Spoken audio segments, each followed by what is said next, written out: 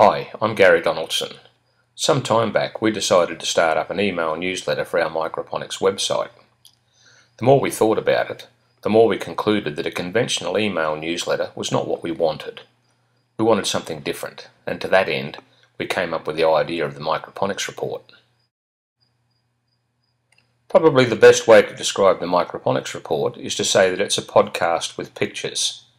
We hope you like it.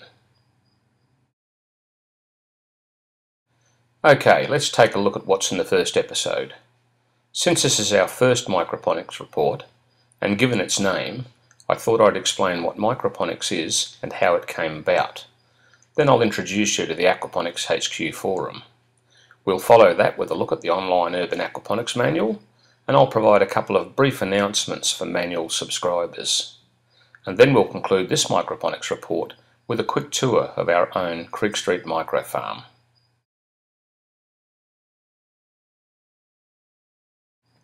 In the beginning, about 40 years ago, there was integrated aquaculture.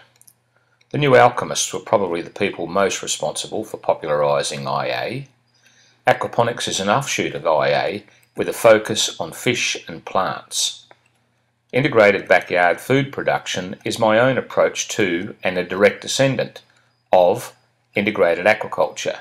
Suffice to say, integrated backyard food production became too much of a mouthful, so I dubbed my approach to integrated aquaculture microponics. The name suggests its own origins. It's the integration of micro livestock, micro farming and aquaponics. While I arrived at the name independently, I don't claim to be the first to use it. I discovered, after I'd gone to all the trouble of inventing it, that someone had actually done that earlier. It's apparently a name applied to an obscure grafting method used in hydroponics.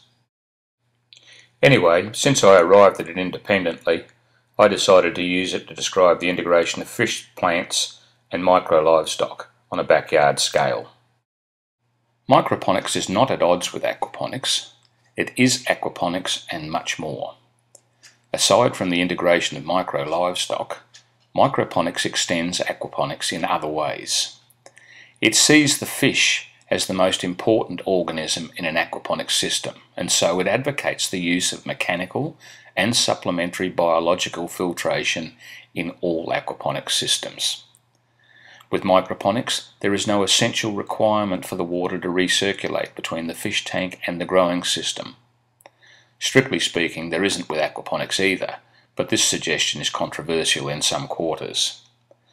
Microponics also encourages the use of a wider range of growing systems, both hydroponic and soil-based, with a view to using what works best for the plants and the grower. Elsewhere in this post, I've included links to other microponics articles.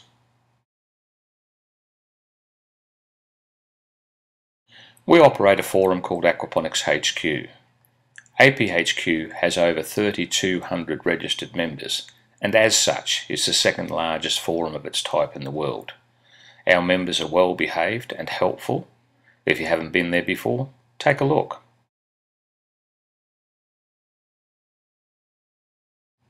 I'm the author of the Urban Aquaponics Manual, which we first published in 2007.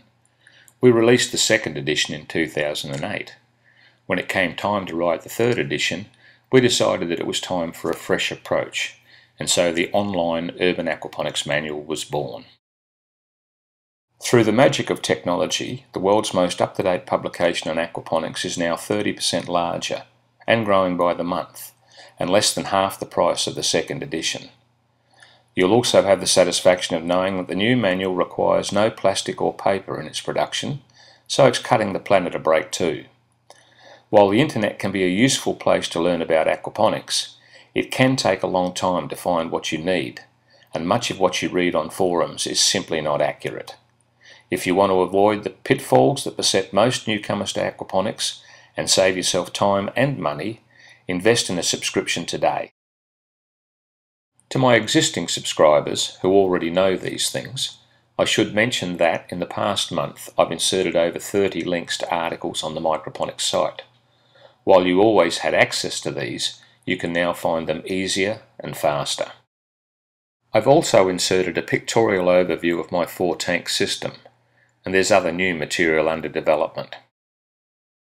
Okay, now it's time to take a brief tour of Creek Street Micro Farm. The great part about doing it this way is that I don't even have to cut the grass. We're located in urban Bundamba, about 30 kilometres from Brisbane, our state capital. Creek Street Micro Farm occupies an area of 3,000 square metres, or about 3/4 of an acre. Our house was built in the 1950s, and we bought it in 2002. It was, in horse racing parlance, an improver's handicap. When we first came here, the only square metre outside of the house that was flat was the back doorstep. The place was crawling with fleas and covered in useless, scrubby trees. All of the outbuildings had been constructed by a previous owner who was a retired farmer, and one who had no eye for levels, nor for aesthetics. The first thing we had to do was renovate the house. I was away working, so Jan managed that project, and to good effect. Over the past 9 years, we've also levelled sections of the block, built a shed and a pergola area, and removed dozens of nuisance trees. Our block slopes from the roadway at the front down to a stormwater easement that runs diagonally across the block, and then back up toward the back fence. Much of the time that we've been here, our food production focus has been on aquaponics. We've designed and built a heap of systems since 2006. It almost goes without saying that each of them has provided clean, fresh fish and vegetables and plenty of fresh insights. Our current aquaponic focus is our very successful Queenslander design. In addition to our aquaponics endeavours, we keep chickens for eggs and meat. In case you were wondering, the chicken on the scales weighs 4.5 kilograms, or a fraction under 10 pounds. Once you've eaten homegrown chicken, you'll never feel quite the same way about store-bought chicken again. We keep Japanese quail for meat and eggs.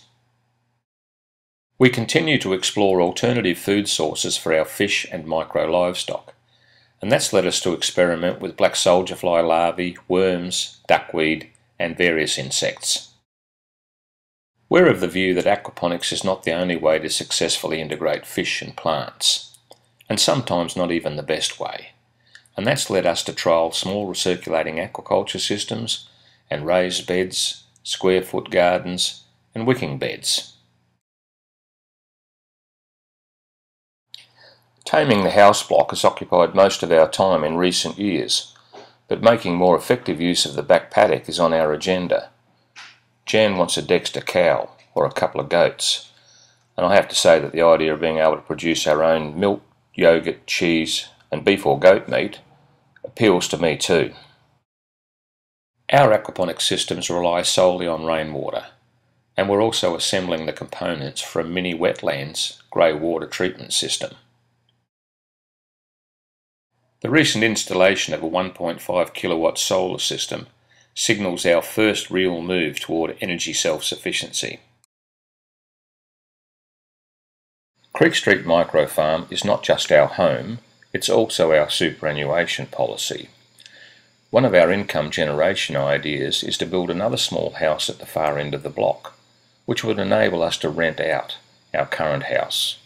From the outset, we always planned to develop Creek Street Micro Farm as a showcase for backyard food production strategy. This idea seeks to underpin our financial self-sufficiency. Anyway, the journey continues, and we'll keep you posted on our progress in future Microponics reports.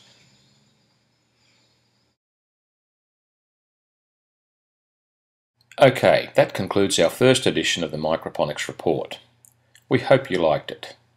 We'd certainly welcome any suggestions or ideas that you might have about content or for how the Microponics Report might be improved. Until next time, this is Gary Donaldson wishing you well in the world of microponics.